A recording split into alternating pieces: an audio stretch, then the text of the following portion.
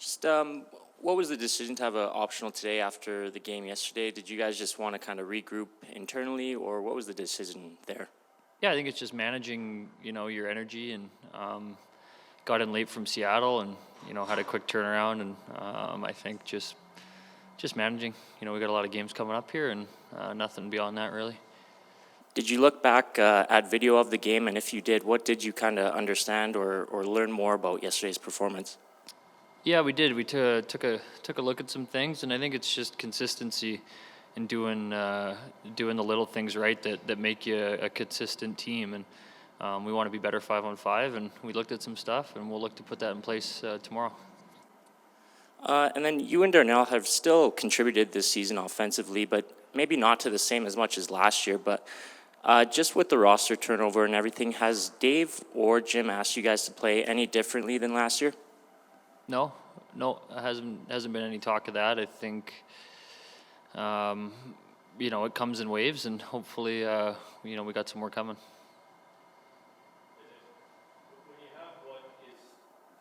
When you have what is a bit of a trend of allowing the first goal or maybe not having a big jump out of the gate, is that something that is addressed, or does talking about it and worrying about it have the potential to make it worse?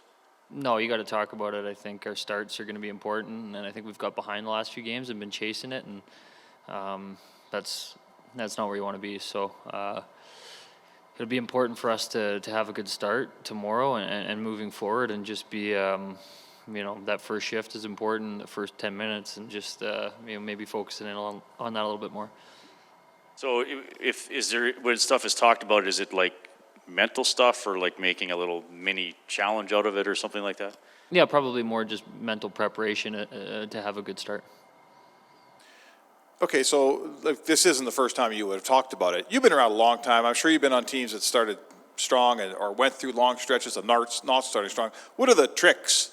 Do you change warm-up? What are the things you can do that can, because this isn't just a 1 or 2 game thing. You guys have been starting slow for a long time. What can a team do to work their way out of this? I don't know. I don't think there's any tricks. I think it's just a mindset, and maybe just the extra thought about it.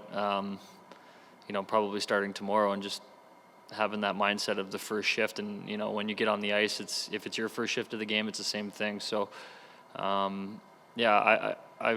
been around a while. I've been on some teams that have been notoriously slow starters, and we certainly don't want to be put into that category. But if we keep in this direction, we will be. So we got to, correct that here sooner than later. Dave Tippett said after the game last night that we do not have nearly enough players contributing to this thing. He was pretty frank in that assessment. Was that point made this morning? And sort of where to from there? When the coach comes out and says that, what happens next? Yeah, I think everyone just, you have to do a good job of self-assessing and looking yourself in the mirror and asking if you can do more to help this team. And we're all proud guys in here, and I'm sure most guys feel like that on a nightly basis that they could do more. So, I think you have to be a good self-evaluator, and if you can bring more, you have to do it. It's your job. You mentioned 5-on-5 scoring. Obviously, you've played a long time. There's maybe 12 minutes out of a game that are special teams, and the other 48 are 5-on-5. So how do you have to improve that then as a player?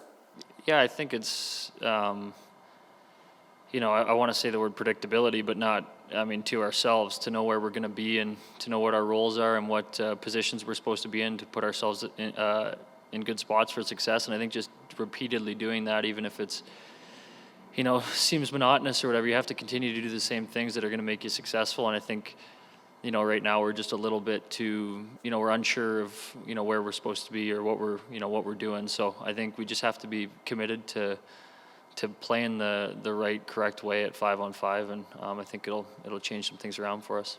So is it easier to address either mistakes or the way a team's playing when you're 16-7 than if you were 7-16? Yeah, for sure.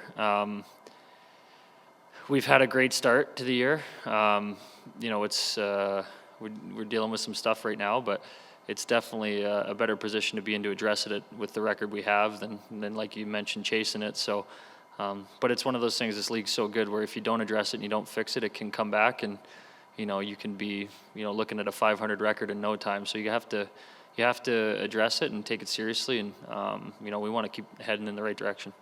So which Oiler team is it then? The team that started 9-1 or the team that's about 500 in the last 14 games? Are you somewhere in between that as a team, or how do you see it? No, I think it's 82 games, and I think at the end of the day, you got to get into the playoffs, and then you're going to be judged by what you do in there. And if you look at any team other than maybe Tampa a couple years ago, and there's been some really good regular season teams, Washington, but you're going to have your ups and downs, and you're going to be better for it at the end of the year. So we're going through something right now, and we've got a great leadership group, a great group of guys, good coaching staff, and we're going to figure it out, and we'll be better for it.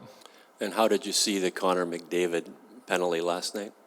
Yeah, I mean, you don't want to see that. He's in a vulnerable position, but I don't think it was too hard of a hit, and he didn't try to hurt him. I don't think Connor. Everyone knows he's not that type of player. He was just trying to finish his check, and hopefully everyone sees that the same. One last question. We're picking up the 5-on-5 and the special teams and working hard. Does this seem like lint off a jacket compared to what's going on, say, in Vancouver, where they just fired the coach and the general manager? In Philadelphia, they just fired the coach. This is kind of minor stuff compared to what's going on. Yeah, I think it goes back to the record you mentioned. We've put ourselves in a good position, so we want to stay in that good position and realize what we did that made us successful and what put us in this spot. So we'll do that. But yeah, there's teams that are going through some stuff that are obviously a little more complex and serious than what we have. But our 5-on-5 game's got to be better. Thank you. Thank you. Tyson, one quick one for you. Just, I don't know how much you knew about Marcus Niemelainen. You played with him the last few games. Give me your impressions of what you've seen from him and what's impressed you as a partner. I thought he's been great. He's physical. I think you've seen him. He's got a couple guys coming across in the neutral zone and on the boards, and he's making good first plays. And I've really enjoyed playing with him. I think he's a great kid, and I think he's been great.